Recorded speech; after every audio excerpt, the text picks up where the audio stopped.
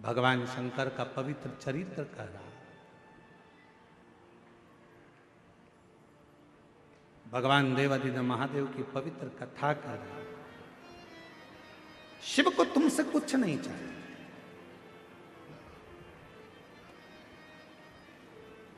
यहां तक लिखा है शिव महापुराण में, मान लो शंकर भगवान को देने के लिए आपके पास में बेलपत्र भी नहीं है, मान लो शिव जी को देने के लिए एक चावल का दाना भी नहीं है, तो शिव महापुराण की कथा कहती है जो शिव जी पे बेलपत्र चढ़ी हो उसी को उठा लो, धो लो, वापिस शंकर भगवान को चढ़ा दो, शंकर भगवान स्वीकार कर लेते हैं। शिव स्वीकार, धन नहीं। आजकल ना जाने कहां कहां के लोग ज्ञान देने के लिए बैठ जाते हैं। थोड़ा सा गूगल पर सर्च मारो, थोड़ा सा यूट्यूब चलाओ, तो लोग उनके इतने ज्ञान देने आ जाएंगे। शंकर भगवान को 1.5 किलो सामग्री चढ़ाना पड़ेगी, 1 किलो ये देना पड़ेगा, 2 किलो ये देना पड़ेगा। शंकर भगवान को रिझाना है तो 5 किलो दूध से अभिषेक करना पड़ेगा, आधा किलो दही चढ़ाना पड़ेगा, 1 किलो शक्कर चढ़ाना पड़ेगी। ना ना ना ना, शिव महापुराण में अगर सियोर वाले महाराज के वचन पर विश्वास नहीं है तो गीता प्रेस गोरखपुर की शिव पुराण लेकर आओ, अध्ययन करो, पढ़ो। कहीं नहीं लिखा कि शंकर भगवान को 5 किलो की, 2 किलो की, 1.5 किलो की, 1 किलो। शिव जी को तुमसे कुछ नहीं चाहिए। शिव जी को तो केवल निर्मल मन सो मोहि बोले मैं तेरी पतंग, शंभु मैं तेरी पतंग। शिव पुराण की कथा कर रही है, भगवान शंकर का चरित्र कर रहा है कि शिव जी का ना कोई दुश्मन है, भगवान शंकर का ना कोई द्रोही है, शंकर भगवान का ना कोई दुश्मन, ना कोई द्रोही, ना कोई घात करने वाला, ना कोई परेशान करने वाला। शंकर के सब प्रेम है। इंद्र के दुश्मन बहुत सारे मिल जाते हैं, देवताओं के बहुत दुश्मन मिल जाते हैं, पर मेरे भोले बाबा का कोई दुश्मन, कोई, मेरे शंकर भगवान का कोई द्रोही नहीं। कारण क्या है?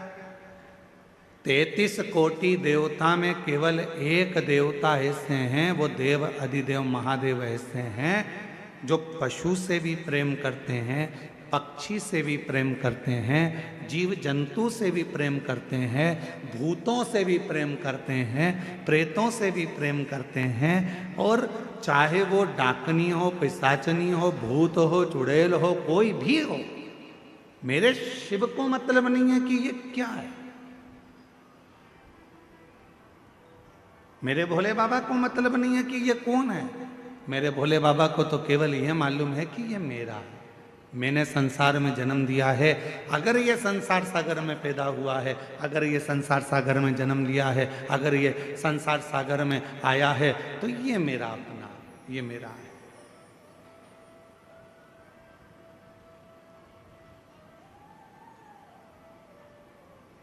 फिर इसमें कोई भेद नहीं है महाराज, ये मेरा अपना है और मैं इसका, इसमें कोई भेद नहीं। शिव पुराण कह रही है, भगवान शंकर का चरित्र कर रहा है, ऐसा कोई देवता नहीं जो सर्प को भी श्रृंगार बना ले, ऐसा कोई देवता नहीं जो राख को भी, भस्म को भी अपना श्रृंगार बनाकर अपने शरीर पर धारण कर ले।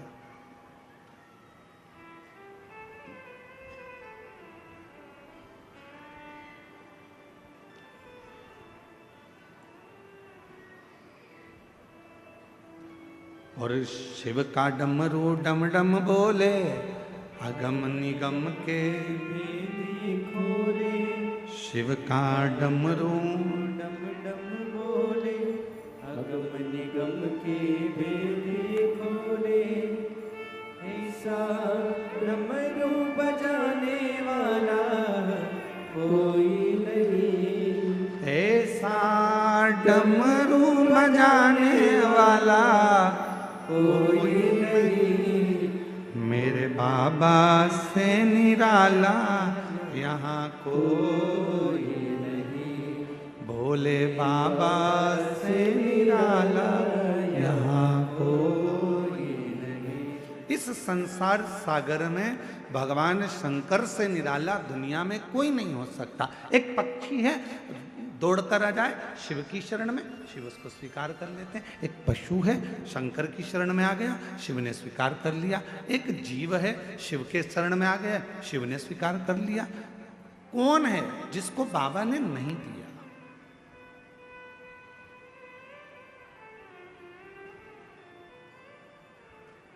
एक सुंदर कथा आती है पितरों की।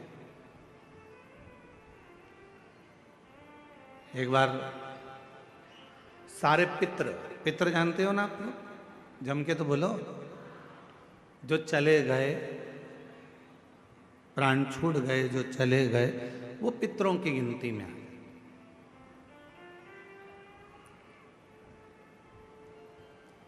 गर्भ में अगर कोई बच्चा मर गया, गर्भ से बाहर निकलकर मर गया, तो वो आहूतों की गिनती में आ गया, जो कुंवारी अवस्था में मर गया।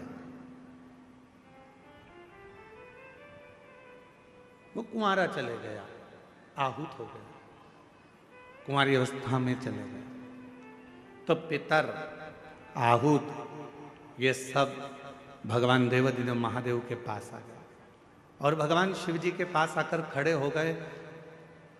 शास्त्र कहता है कि 1000 वर्ष निकल गया, पितर और आहूत भगवान शंकर की सम्मुख में खड़े होकर केवल दर्शन करते रहे। उन्होंने ना कोई मंत्र जपा, ना कोई साधना करी, ना कोई व्रत करा, ना कोई उपास करा, केवल शिव को एक टकी निहारते रहे, केवल बाबा का दर्शन करते रहे, केवल दर्शन।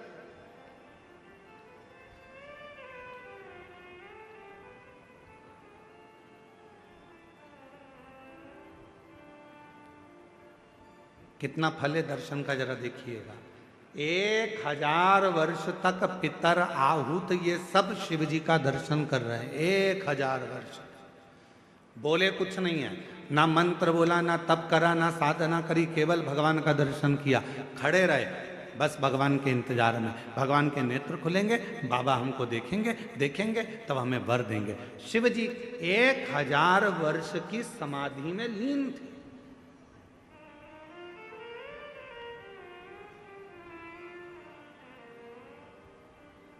और बाबा देवाधिदेव महादेव जब 1000 वर्ष की समाधि में लीन थे, नेत्र खुले नहीं थे। आज बाबा ने 1000 वर्ष की समाधि से अपने नेत्र को खोला और 1000 वर्ष के समाधि पर जैसे ही बाबा के नेत्र खुले तो सबसे पहले पितर और आहूत पर भगवान की दृष्टि गई। भोलेनाथ जी का निगाह गया, बाबा ने देखा,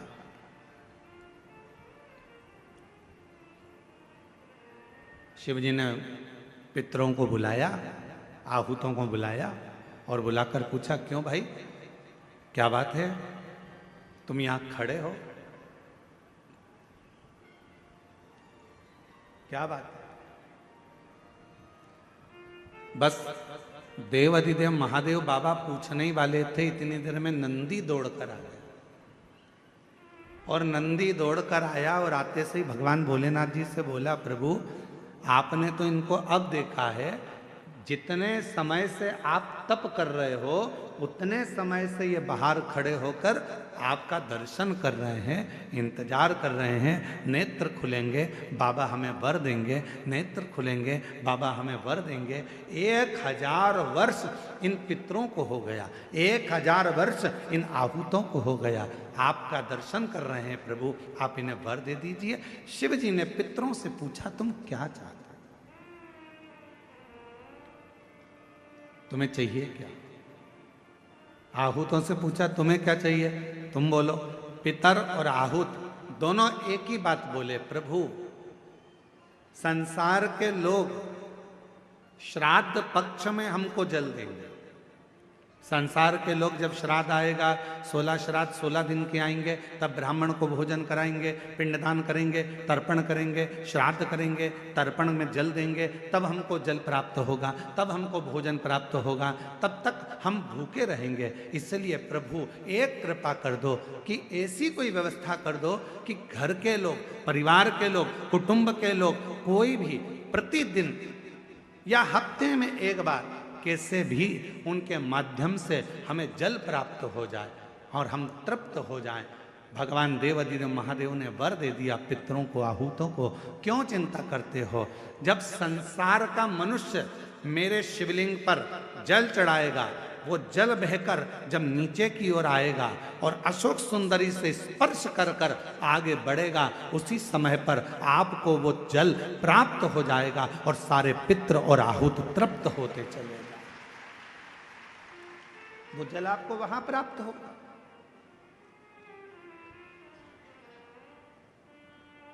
अब कई लोग कहते हैं गुरुजी हमारे यहाँ पितृदोष हो गए,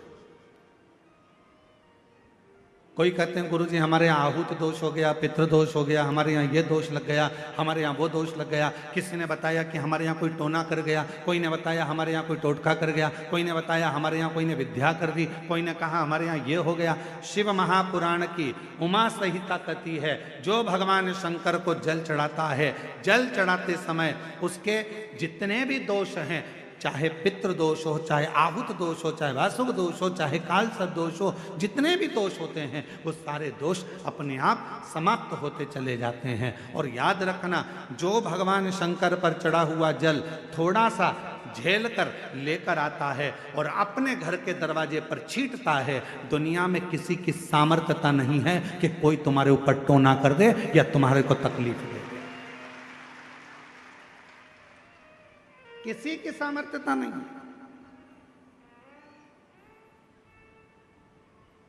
हम तो बाबा के भरोसे चलते हैं, हम तो बाबा के भरोसे चलते हैं।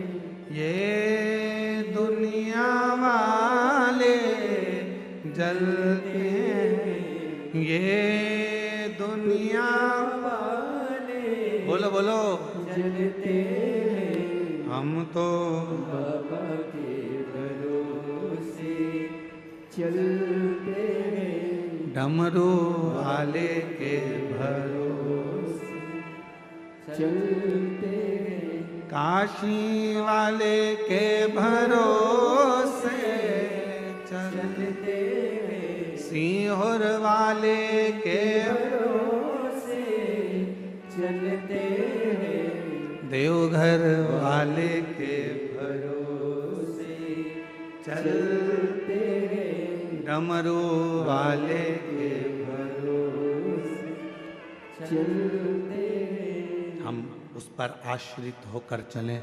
जब हम पूर्ण आश्रित हो जाएंगे तो वो हमको संभाल। क्या चाहिए मेरे भोले बाबा को? ना तो मेरे भोले बाबा को तुमसे धन चाहिए, ना मेरे भोले बाबा को तुमसे दौलत चाहिए, ना मेरे शंकर भगवान को तुमसे संपदा चाहिए, ना मेरे शंकर भगवान को तुमसे कोई प्रॉपर्टी चाहिए, ना मेरे शंकर भगवान को तुमसे कोई संपदा चाहिए। कोई तुमसे कहे कि शंकर भगवान को 1 किलो भोग रोज लगाना पड़ेगा तो समझ लेना कि बेवकूफ़ बना रहा।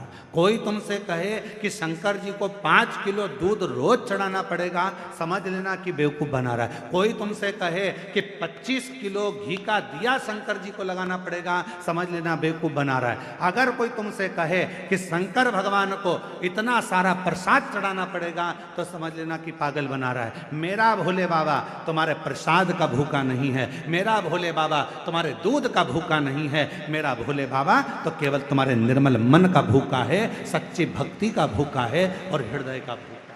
तुम्हारे मन से, तुम भाव से एक चावल का, मात्र एक चावल का दाना यदि शंकर भगवान को समर्पित करते हो, शिव उसको स्वीकार करते हैं। आप 1 लोटा जल शंकर भगवान को समर्पित करते हो, शिव उसको स्वीकार करते हैं। आप 1 चम्मच में से भी आधी चम्मच यदि देसी गाय का, हमारी वेद लक्षणा देसी गाय का यदि दूध आधी चम्मच से भी आधी चम्मच यदि आप शिव को दे रहे हो, शिव स्वीकार कर रहे हैं। फिर आप केमिकल का दूध मत चढ़ाओ, थैली का दूध मत चढ़ाओ, ये इधर उधर से आया हुआ दूध भगवान को मत चढ़ाओ। आप तो देसी गाय का 1 आधी चम्मच से भी आधी चम्मच दूध अगर शिव को दे रहे हो तो शिव स्वीकार कर रहा है। यहाँ ये पूरी शिव महापुराण में कहीं पर नहीं लिखा कि 5 किलो तुम्हें लड्डू देना पड़ेगा, कि 1 किलो तुम्हें पेड़ा देना पड़ेगा, या 1.25 किलो तुम्हें चूरमा देना पड़ेगा, या 25 किलो तुम्हें दूध देना पड़ेगा। कहीं नहीं लिखा,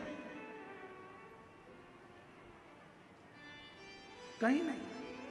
और आपको हमारी बात पर भरोसा जरूरी नहीं है कि सीहोर वाला महाराज बोल रहा है तो अपन इनकी बात पे भरोसा कर ले। आप तो गीता प्रेस गोरखपुर की शिव पुराण को लेकर आओ और गीता प्रेस गोरखपुर की शिव महापुराण की पोथी को लेकर आओ और अपने घर में बैठकर उसको पढ़ो। उसमें आप पढ़ोगे तो उसमें कहीं नहीं लिखा कि शंकर भगवान को 5 किलो की, 10 किलो की, 100 किलो की, 25 किलो की, 1.5 किलो की, 2 किलो भगवान को भोग लगाना पड़ेगा। ना ना ना, जो जैसी भावना लाया वो वैसा ही फल पाया। जो जैसी भावना लाया वो वैसा ही फल पाया। नहीं खाली उसे लौटाया वो मन ही मन हर्षाया। और कर दिया माला माल काशी वाले, लुटा दिया भंडार काशी वाले। ओ लुटा दिया भंडार काशी वाले, कर दिया माला काशी वाले। आडंबर में मत पड़ो। कोई तुमसे कहे कि इतना देना पड़ेगा, कोई तुमसे कहे कि हमें भगवान की ऐसी पूजन करना है, इतना रुपया जमा करना पड़ेगा, हमें भगवान की ऐसी आराधना करना है, तुम्हें इतना पैसा देना। ना ना ना ना, भगवान धन से नहीं, भगवान मन से प्रसन्न। उसकी प्रसन्नता उसका मन है।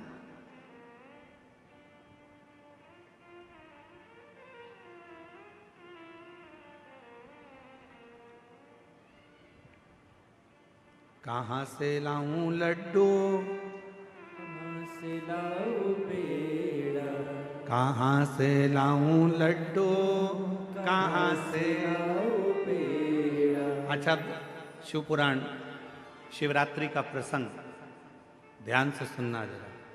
शिव महापुराण में शिवरात्रि के प्रसंग का वर्णन है। एक भील के ऊपर, वन में रहने वाला वो भील के ऊपर कर्जा हो गया था। कर्जा,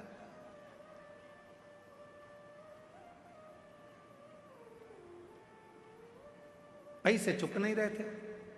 सेठ जी को गुस्सा आ गया, अपने आदमियों को भेजा और उस भील को पकड़ के घर में लेके आए और एक टूटा हुआ शिव का मंदिर था, उस मंदिर में उसको ले गए और उसको बांध दिया। मंदिर में ले जाकर बांध दिया। जब तक तू हमारा कर्जा नहीं चुकाएगा तब तक हम तेरे को यहां से छोड़ने वाले नहीं। भील रोने लगा, सेठ जी मत मेरे को बांधो, मैं हाथ जोड़ता हूं सेठ जी, मैं आपका पूरा कर्जा चुका दूंगा। सेठ जी मैं आपके पांव पड़ता हूं, मुझे छोड़ दो।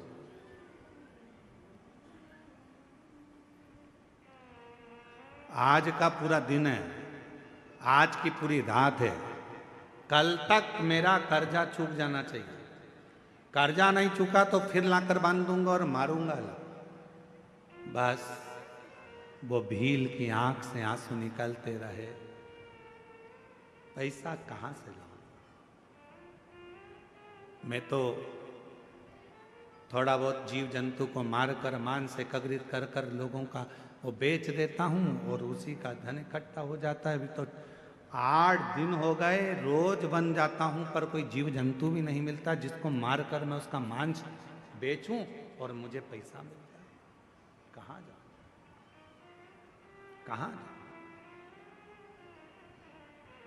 क्या करूं? रो रहा, आंखों से आंसू बह रहा, नेत्रों से नीर बह रहा। आज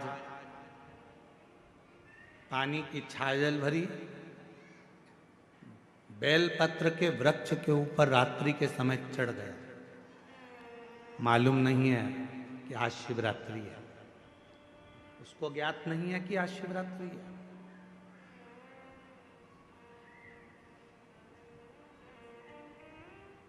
आज के लोग सनातन धर्म को छोड़कर दूसरे धर्म में जा रहे हैं। क्यों?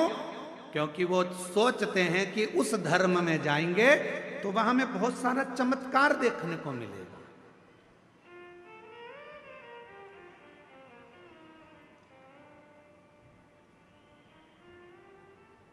उस धर्म में जाएंगे तो हमको ना जाने थोड़ा थोड़ा कुछ अच्छा देखने को मिलेगा। उनके भगवान प्रबल हैं, उनके भगवान ऐसे कर दिए, उनके भगवान ने ऐसा। अरे भाई, हमारे शास्त्रों को अध्ययन करो, पढ़ो, सुनो, मालूम पड़ेगा कि सनातन धर्म से बड़ा दुनिया में कोई धर्म ही नहीं है, कोई धर्म नहीं। और पहले तो हम किसी को भी ये धर्म मानते ही नहीं है। हमें मतलब ही नहीं, हमें तो केवल सनातन धर्म ही एक धर्म है। बाकी का जितने भी तुमको ये नजर आते हैं दूसरे ये धर्म नहीं है, ये तो एक पंथ बना दिया है। नहीं, ये धर्म की गिनती में नहीं आते। इनको हम सनातन धर्म के अंतर लेते ही नहीं, हम इनको धर्म मानते ही नहीं।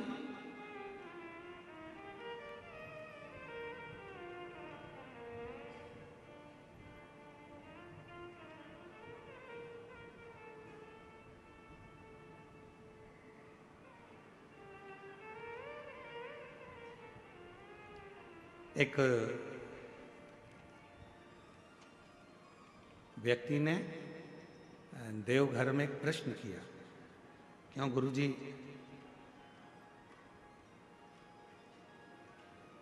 आपके सनातन धर्म में गौ माता को माता क्यों कहते हैं?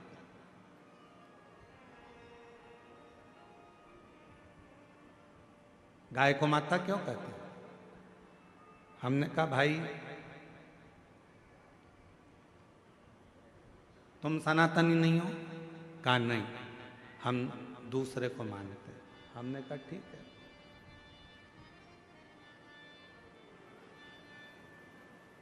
कभी हमारे शास्त्र पढ़े हैं आपने? नहीं। हमने कहा कभी मौका लग जाए तो हमारे शास्त्रों का अध्ययन करिएगा। हमारे सनातन धर्म में 7 माताओं को माता कहा गया। हमारे सनातन धर्म में 7 माताओं को माता शब्द से संबोधित किया गया। पहले नंबर पर जो जन्म देती है वो भी हमारी, जम के बोलो, माता। जिसने हमको जन्म दिया वो माता। दूसरे नंबर पर जो गुरु होते हैं और गुरु की जो धर्म पत्नी होती है, हमारे शास्त्रों में उनको भी जम के बोलो माता कहा गया। तीसरे नंबर पर हमारे गांव में, नगर में, शहर में जो ब्राह्मण रहता है, पूजन पाठ करता है, साधना आराधना में लगा रहता है, भक्ति में लगा रहता है भगवान की, उसकी धर्म पत्नी को भी हमारे सनातन धर्म में जम के बोलो माता कहा गया। तीसरे नंबर पर ब्राह्मण की जो धर्म पत्नी है उसको माता कहा गया। और चौथे नंबर पर राजा, जो नगर का राजा होता है, राज्य का जो राजा होता है, उस राजा की जो धर्म पत्नी होती है हमारे सनातन धर्म में उसको भी माता कहा गया। महाराज, 5वें नंबर पर हमारे यहाँ जिस गौ माता ने अपने बच्चे के लिए दूध अपने थन में रखा और वो जगत का कल्याण कर रही है, उस दूध को वो अपने बच्चों के साथ साथ संसार के लोगों को भी पिलाकर उनको संतुष्ट कर रही है। भारत की इस पवित्र भूमि पर सनातन धर्म में 5वें नंबर पर उसको भी माता कहा गया है। उसको भी। 6ठे नंबर पर धात्री। कभी कभी किसी माता के बच्चे को जन्म देने के बाद दूध नहीं आता,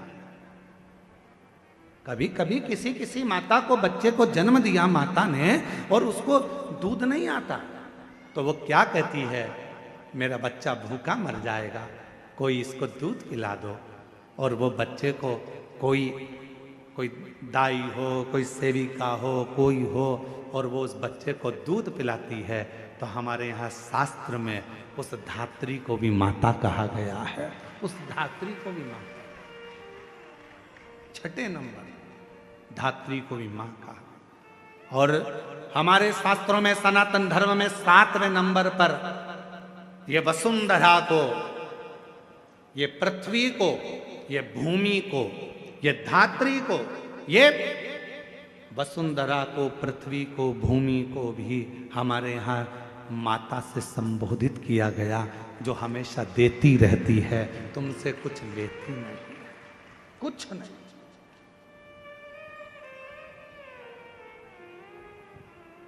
कुछ भी नहीं लेती, वो तो केवल दे रही है।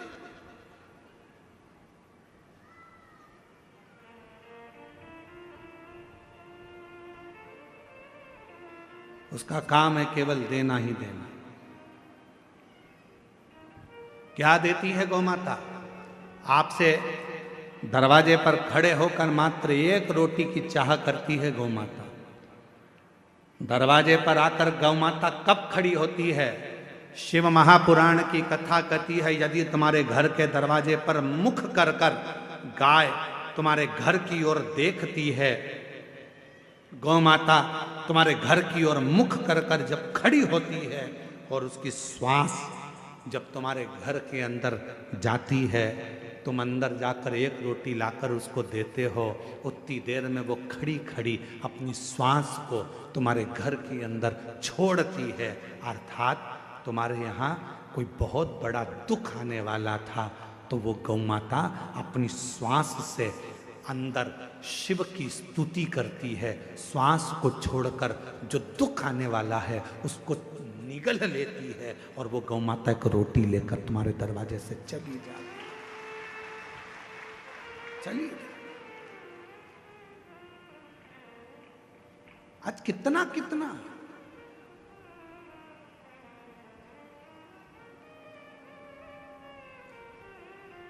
कितने संत साधु सन्यासी तपस्वी साधक उपासक गौ माता के लिए प्रयास कर रहे हैं।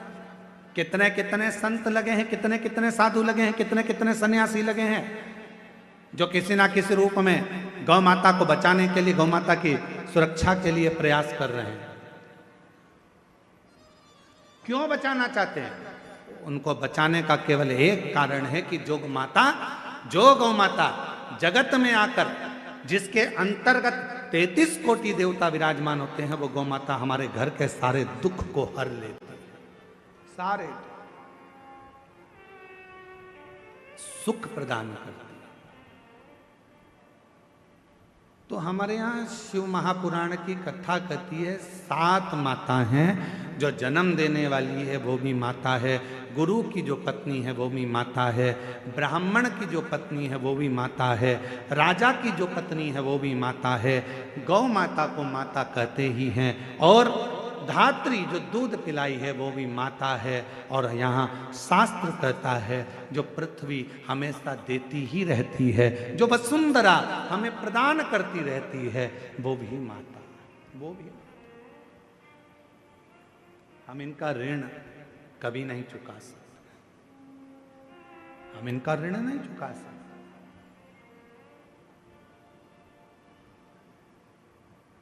इनका ऋण चुकाने के लिए बहुत बहुत प्रयास करना पड़ेगा, बहुत प्रयास।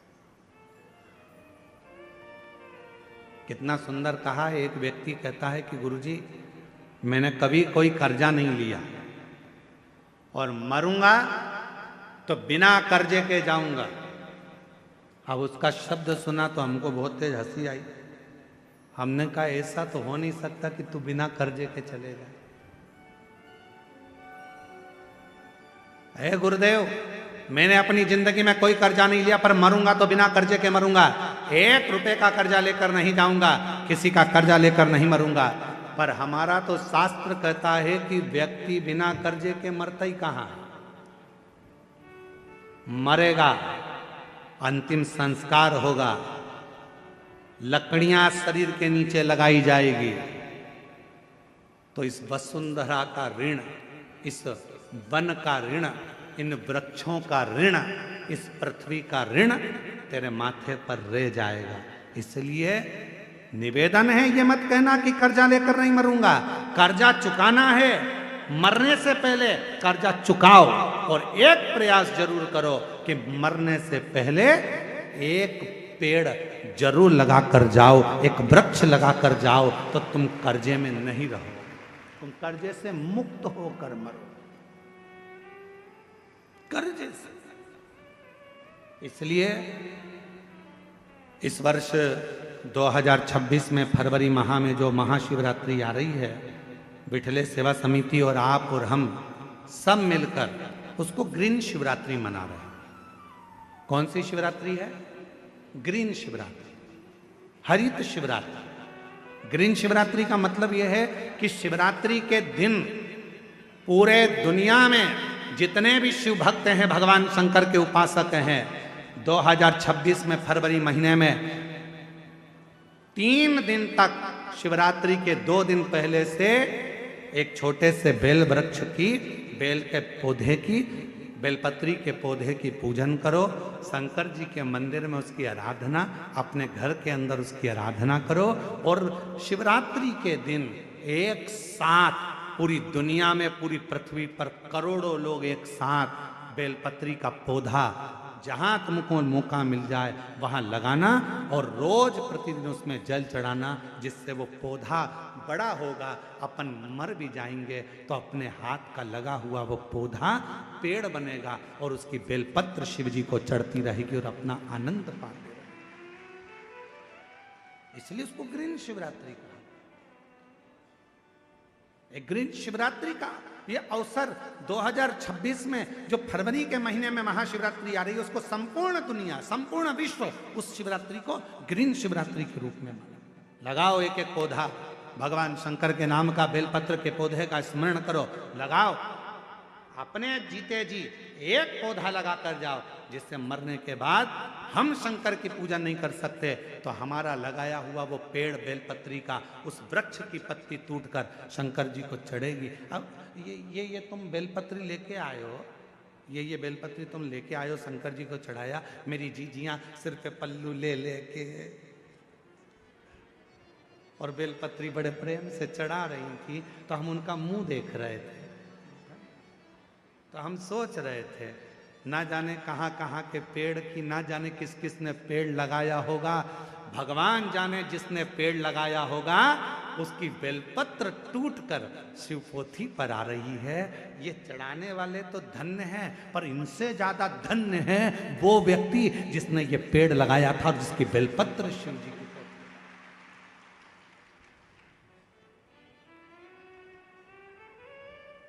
अब कई लोग कहते हैं सावन के महीने में, हमने सुना यहीं पे हमने छत्तीसगढ़ में सुना था, हम आए थे अभी सावन के महीने में भिलाई, तो हमने सुना था कि एक व्यक्ति ने नियम लिया है पूरे सावन के महीने में 1.25 लाख रोज बेलपत्र शंकर जी को चढ़ाता।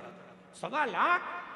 हमने कहा एक बार मिला उसको जो 1.25 लाख बेलपत्र शिव जी को चढ़ाता है। फिर वो आया शाम को मिलने के लिए, हम जहाँ अग्रवाल धर्मशाला में रुके थे, जितेंद्र जी, हम जहाँ अग्रवाल धर्मशाला में रुके में 1.25 लाख बेलपत्र चढ़ाने वाला आया, यहीं छत्तीसगढ़ का। फिर हमसे मिला, हमने उसको प्रणाम किया, हमने कहा धन्य आप, 1.25 लाख बेलपत्र चढ़ाते हो शंकर भगवान को। हाँ गुरु जी, और आज से नहीं चढ़ा रहा हूँ, 5 साल हो गए चढ़ाते चढ़ाते।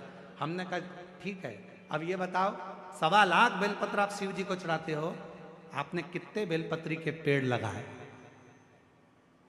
उसने कहा गुरु जी पेड़ तो एक भी नहीं लगाया,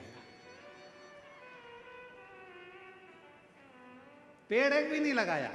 1.25 लाख बेलपत्र का अभिषेक कर रहा हूं, 1.25 लाख बेलपत्र शंकर जी को चढ़ा रहा हूं, 1.25 लाख बेलपत्र का अनुष्ठान कर रहा हूं, सावन के महीने में मैं शंकर भगवान को प्रसन्न कर लूंगा। अरे लंकापति रावण से सीखो, उसने किसी का सामान शिव जी को नहीं चढ़ाया, खुद की मुंडी काट कर चढ़ा देता था,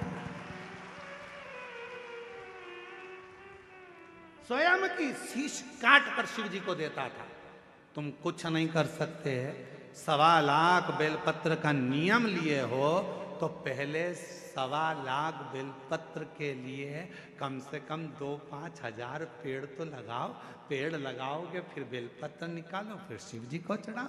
दूसरे के लगे लगाए पेड़ में से है, दूसरे का फ्रिज खोल कर दूध निकाल कर चाय बना के पी गए तो चोटे कहलाओगे।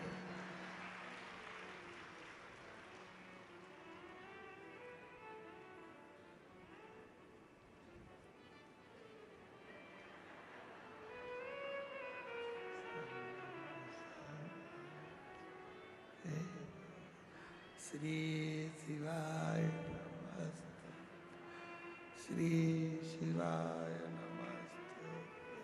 भगवान ऊपर से देख रहा कितनी ढोंग कर रही। श्री बेलपत्री का पेड़ दूसरे का, बेलपत्री का वृक्ष दूसरे का, और भेज दिया लोगों को तोड़ ला। सब तोड़ के इकट्ठी कर ली। और मम्मी जा रही हो कथा में? हाँ आज तो मैं ऊपर भी जाऊंगी स्टेज पे। एक काम करना, बेलपत्र ले जाओ। अब दूसरे की बेलपत्र तोड़ के लाया दूसरा। ये सीढ़ी पे चढ़ती चढ़ती ली आई। भगवान भी सोच रहे काहे को आई, बेलपत्र दूसरे की, कौन सा लाभ मिला।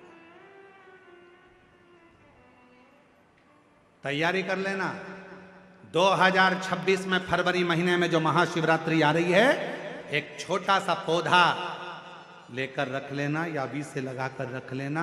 उसको शिवरात्रि के दिन आप और हम कहीं ना कहीं अपने अपने क्षेत्र में उसको लगाएंगे, और उसका फोटो खींचकर तुम हमारे पास भेजना। हम उसको पूरी टीवी पर लगातार करोड़ों लोगों का फोटो कथा में दिखाते रहेंगे, और आपका एक पौधा, एक वृक्ष इस पूरी पृथ्वी को, पूरी वसुंधरा को सुंदर बनाए। पूरी वसुंधरा।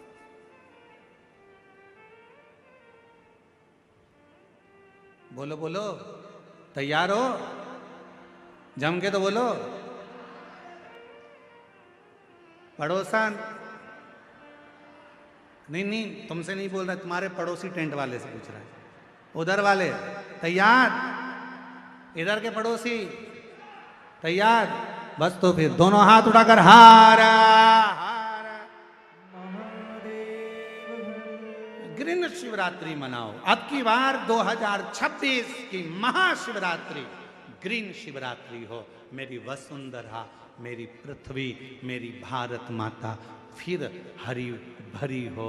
लोग पेड़ काट रहे हैं, अपन पेड़ लगाएंगे और पूरी वसुंधरा को सुंदर बनाएंगे, प्रकृति को सुंदर बनाएंगे।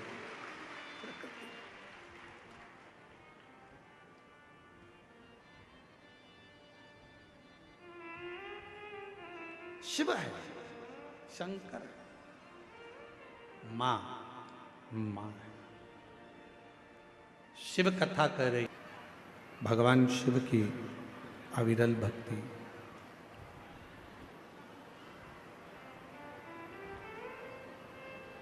कहते हैं पूरे जीवन में मनुष्य के शरीर में यदि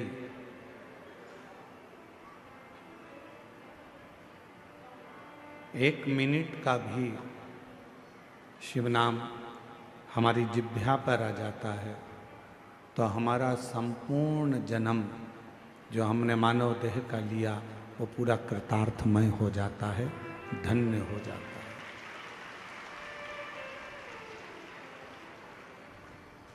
एक मनुष्य ऐसा है जो पैसे वाले को ढूंढता है।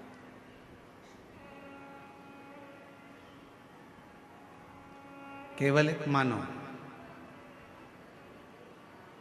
जो पैसे वाले को ढूंढता है, बाकी का ना कोई पशु, ना पक्षी, ना जानवर, ना कोई जीव, ना कोई जलचर, ना कोई थलचर, कोई ऐसा नहीं है जो पैसे वाले को ढूंढता हो। पशु भी ढूंढेगा तो प्यार करने वाले को ढूंढेगा, पक्षी भी ढूंढेगा तो प्यार करने वाले को ढूंढेगा। जानवर भी अगर ढूंढेगा तो प्यार करने वाले को ढूंढेगा।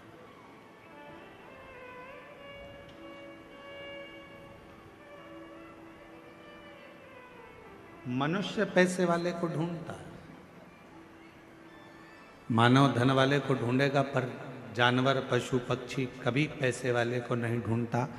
जानवर पशु पक्षी ये सब प्यार करने वाले को ढूंढते हैं कि हमें स्नेह कौन करेगा।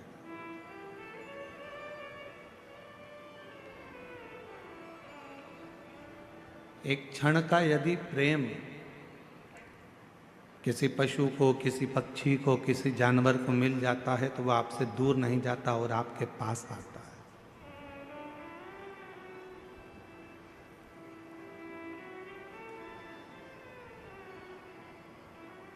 वो आपसे दूर जाने का प्रयास ही नहीं करेगा।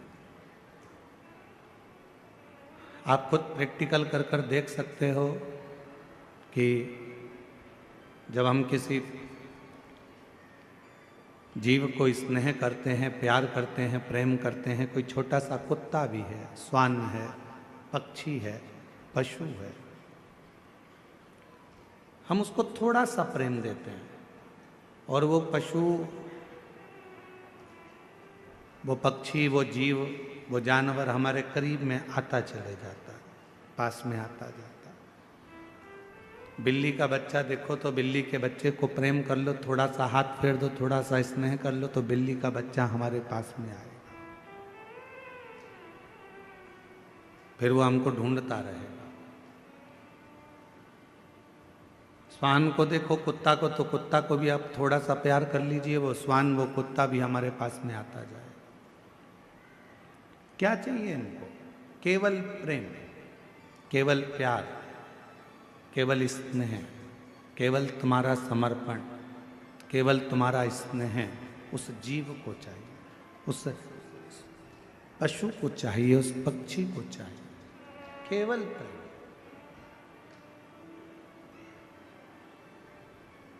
और वो प्रेम के बल पर आपके प्रति इतना समर्पित हो जाता है, प्रेम के बल पर वो आपके प्रति इतना समर्पण धारण कर लेता है कि फिर आपको दुखी नहीं देख सकता।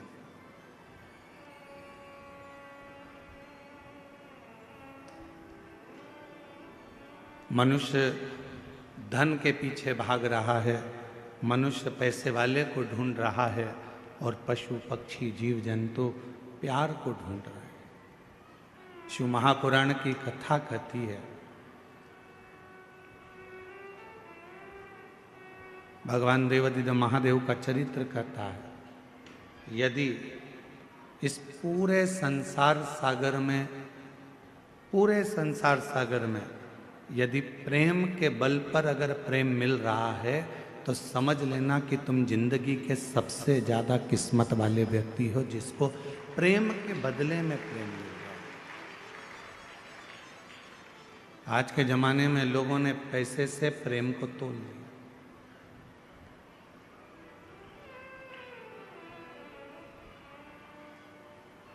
हर व्यक्ति स्नेह कब करता है कि जब मुझे फायदा कहाँ से मिलेगा, मुझे कैसे प्राप्त होगा, मुझे धन कैसे मिलेगा, मुझे प्राप्ति कैसे होगी, इससे मैं क्या लाभ ले सकता हूँ, इससे मैं क्या प्राप्त कर सकता हूँ, ये वो विचार करता है। पर मैंने तेरे ही भरोसे बाबा, तेरे ही हवा बिच उड़ती जावागी बाबा, डोर हर तो छड़ी नाम कटी जावागी। भोग नहीं हो सकता, तुम्हारे बंगले से शिव प्रसन्न नहीं हो सकता। शंकर को प्रसन्न करने के लिए केवल तुम्हारा भाव शुद्ध चाहिए, शुद्ध। कहाँ से लाऊं लड्डू, कहाँ से लाऊं पेड़ा, कहाँ से लाऊं लड्डू, कहाँ से लाऊं पेड़ा, कहाँ से लाऊं बर्फी, वो शक्कर चढ़ी रे, और भोले तेरी सेवा हमसे ना बनी रे, ओ भोले तेरी सेवा हमसे ना बनी रे। पूजा की थाली हम लिए खड़े रे, पूजा की थाली हम लिए खड़े रे, ओ भोले तेरी सेवा हमसे ना बनी रे, ओ भोले तेरी सेवा हमसे ना बनी रे। शिव को कुछ नहीं चाहिए, शंकर भगवान तो केवल तुम्हारा एक लोटा जल सारी समस्या का हल। एक लोटा जल हमारी जिंदगी को बदल देता, एक लोटा। शंकर को नहीं चाहिए, रखो तुम्हारे पास।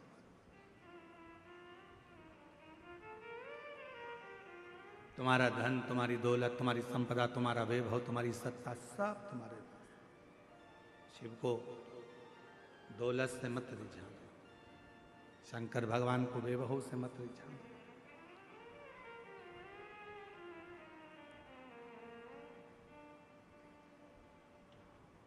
कई लोगों की आदत रहती है कि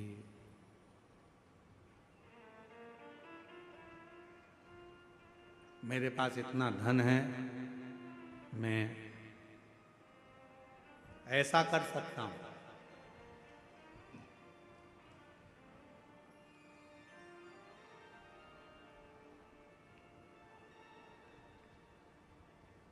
मेरे पास इतना धन है, मैं बहुत कुछ प्राप्त कर सकता हूं। कब, क्या, कहां देगा, ये बाबा ही जानता। बाबा,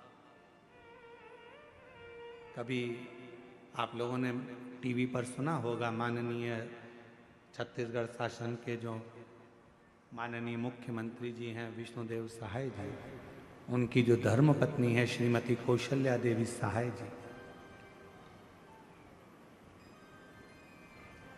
जब छत्तीसगढ़ में शिव महापुराण की कथा होती थी, आगे जगह नहीं मिलती थी तो टेंट के पीछे पंडाल में जैसे आप लोग बैठे हो, बहुत दूर दूर तक ऐसे पीछे कहीं बैठकर कथा सुनती थी। और ये हमने नहीं, उनके ही मुख के शब्द हैं, उन्होंने बताया और मंच पर भी कई बार बताया। ऐसे ही बैठकर, जैसे आप कथा श्रवण कर रहे हो, ऐसे ही बैठकर कथा श्रवण करती और दिल से भगवान का नाम का उच्चारण करती। हमें याद है जिस समय पर माननीय साय जी मुख्यमंत्री नहीं थे, उस समय पर उनकी आज भी उनकी धर्मपत्नी श्रीमती कौशल्या देवी साय जी डायरी में श्री शिवाय नमस्तुभ्यम, श्री शिवाय नमस्तुभ्यम, श्री शिवाय नमस्तुभ्यम लिखती रहती, पहले भी लिखती थी। जब मुख्यमंत्री पद पर नहीं थे उस समय पर भी लिखती थी, और आज भी मुख्यमंत्री पद पर हैं तो भी श्री शिवाय नमस्तुभ्यम, श्री शिवाय नमस्तुभ्यम पूरी डायरी भर लेती थी। और वो डायरी किताब जब भी हम छत्तीसगढ़ कथा करने आते थे तो वो हमको भेंट करती थी, गुरुजी हमने लिखा है। हम देखते पूरी पुस्तक श्री शिवाय नमस्तुभ्यम, श्री शिवाय नमस्तुभ्यम, श्री शिवाय नमस्तुभ्यम। हमने कई बार पहले भी पूछा कि बहन जी, दीदी एक बात बताओ कि आपको लिखने का समय मिल जाता? तो उन्होंने कहा गुरुजी ये जो कुछ भी है सब मेरे शंकर भगवान का दिया हुआ है और उनके लिए ही समर्पित है। शिव भगवान देवादिदेव महादेव, भगवान शिव।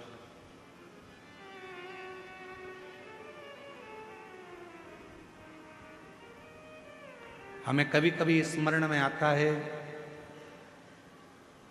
कोटा राजस्थान में हम कथा करने के लिए गए और वहाँ के शर्मा परिवार ने कथा कराई, जो उस समय पर विधायक जी थे।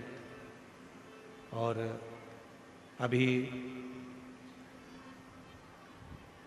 राजस्थान सरकार में विधानसभा अध्यक्ष हैं शर्मा।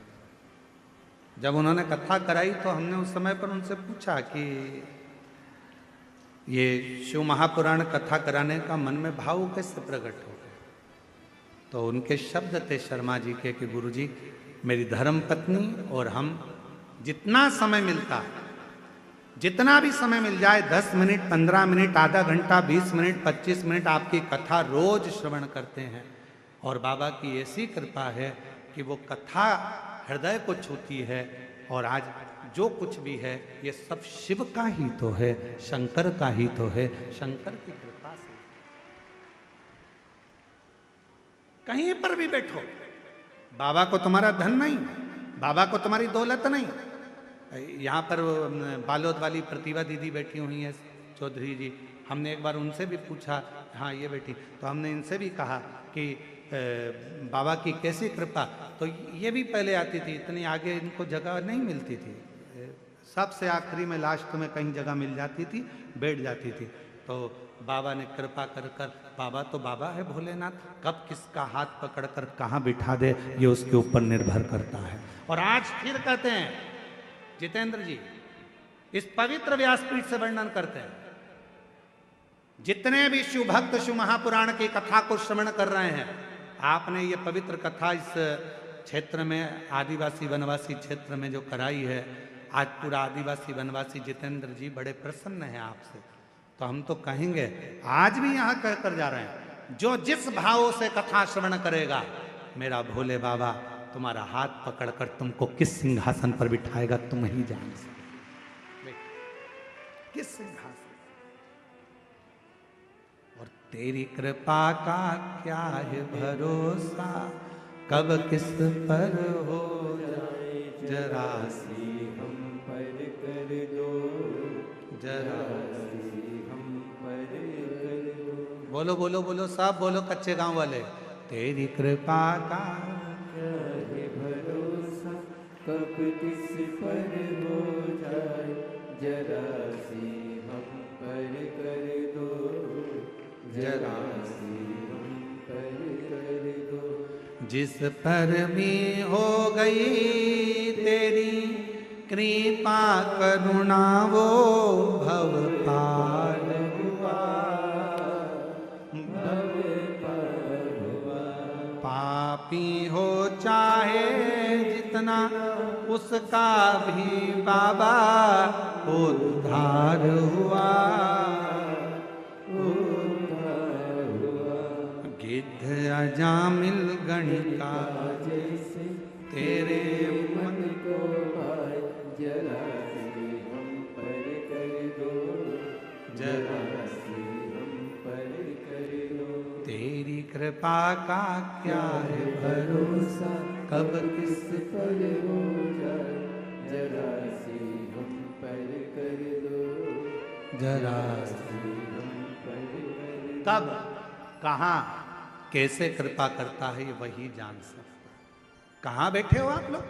कोई कहता है गुरुजी आपकी कथा में जगह नहीं मिलती, हम पीछे बैठते हैं, हमको वहाँ जगह मिलती है, हम लेट आते हैं, पीछे बैठते हैं। और कई लोग ऐसे हैं जो आगे बैठने के लिए झगड़ा भी करते हैं, तुम मुझे जानते नहीं हो, मैं उनकी पत्नी हूँ।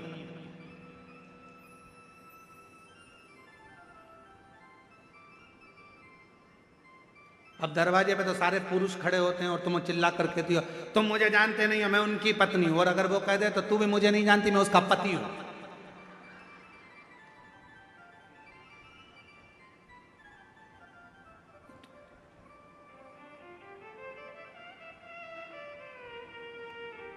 तुम मुझे जानते नहीं हो, अरे क्या झगड़ा करना।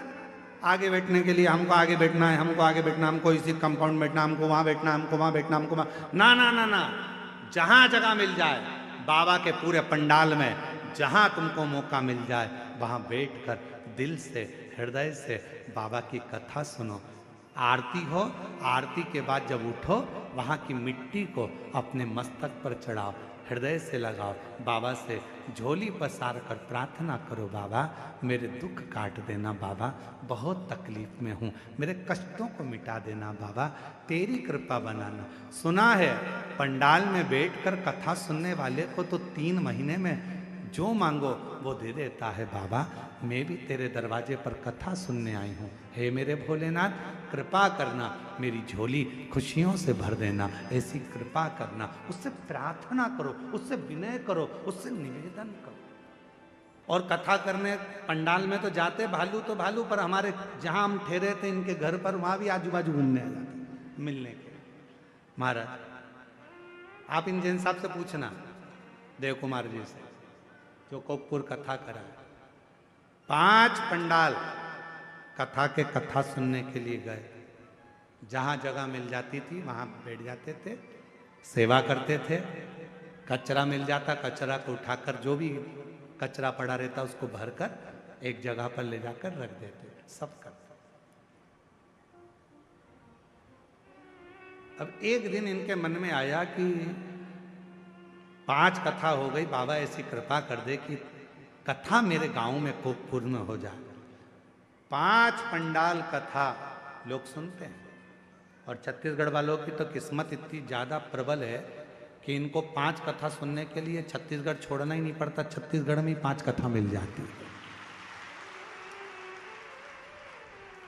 कई लोगों की तो एक अभी यहाँ हो गई, फिर अभी 7 तारीख से 13 तारीख तक वो गीतम छत्तीसगढ़ में कृषि मंडी चौक दंतेवाड़ा जिला में शिव महापुराण की कथा सुनने को मिल जाएगा। 7 से 13 तारीख तक 7 दिन की, और माँ दंतेश्वरी की बड़ी कृपा होगी। एक देवघर में कथा बाची, वो भी माँ देवी की शक्तिपीठ थी, 51 शक्तिपीठ में से माता का हृदय वहाँ गिरा था। और दंतेवाड़ा एक ऐसा क्षेत्र है जो माँ सती के दंत दंतेवाड़ा क्षेत्र में गिरे हैं। उस जिले में गीतम में शिव महापुराण की कथा हो रही है, तो हमको तो लगता है कि मेरी माँ सती कृपा कर रही है जो कथा श्रवण करने का मौका। और प्रयास करेंगे, गीतम दंतेवाड़ा में जो कथा होगी उसके लिए हम प्रयास करेंगे कि 7 दिन माँ दुर्गा भवानी माँ सती के एक एक स्वरूप का व्याख्यान करा जाए, और शिव और सती की दंतेश्वरी माता की कथा का रसतत्व दुनिया में लोगों को मालूम पड़े कि दंतेश्वरी माता कौन है, लोगों को मालूम पड़े कि छत्तीसगढ़ की पवित्र भूमि पर दंतेवाड़ा में जो दंतेश्वरी माता है उनका प्रागट्य कैसे हुआ, लोगों को मालूम पड़े कि दंतेश्वरी माता का स्वरूप क्या है, लोगों को मालूम पड़े कि दंतेश्वरी माता कैसी कृपा करती है। 7 दिन शिव महापुराण की कथा में जो 2 बजे से 5 बजे तक गीतम में होगी, वहां प्रयास करेंगे कि पूरा मां दंतेश्वरी पर उस कथा का रस्तत्व। तो ये तो शिव कृपा है भगवान शंकर की। तो कभी इनसे पूछना, देव कुमार जैन जी से, इनके मन में आया बाबा कथा का मन में भाव है, 5 पंडाल हो गए, व्यवस्था कुछ नहीं है, तू व्यवस्था कर। और शंकर भगवान ने ऐसी कृपा करी, देव कुमार जैन जी से पूछना कि बाबा ने ऐसा डमरू बजाया कि बाबा देव अधिदेव महादेव ने ऐसी कथा कराई कि पूरा कोकपुर के लोगों ने आनंद लिया। शिव पुराण की कथा कांकेर क्षेत्रवासियों ने, और वही कृपा जितेंद्र जी पे हो गई। ये शिव कृपा, शंकर कृपा। आप हृदय से उसको पुकारते हो, वो हृदय से शिव। मेरे शंकर भगवान को दुनिया के लोग कितना भी आडंबर बताएं, दुनिया के लोग दिन भर, कई लोगों की आदत है यूट्यूब पर भिड़ जाएंगे, प्रचार कर, अपना स्वयं का प्रचार करने के चक्कर में विचार करते हैं कि हम ये बता देंगे, ऐसा कर लो, शंकर जी को इतना ये चढ़ा देना, शंकर जी को 5 किलो दूध चढ़ा देना, 1.5 किलो प्रसाद चढ़ा देना, 2 किलो ये चढ़ा देना, 10 किलो ये चढ़ा देना। ना ना ना, मेरा भोला बाबा एक बेलपत्र से, एक लोटा जल से, एक